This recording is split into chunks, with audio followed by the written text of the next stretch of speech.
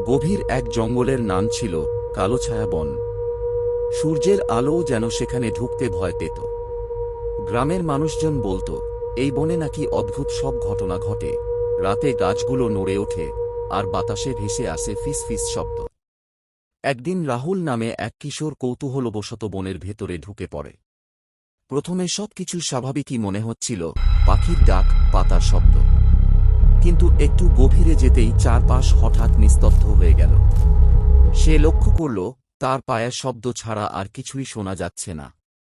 হঠাৎ সে দেখতে পেল, একটি পুরনো বিশাল গাছের কাণ্ডে মানুষের মুখের মতো আকৃতি ফুটে উঠেছে।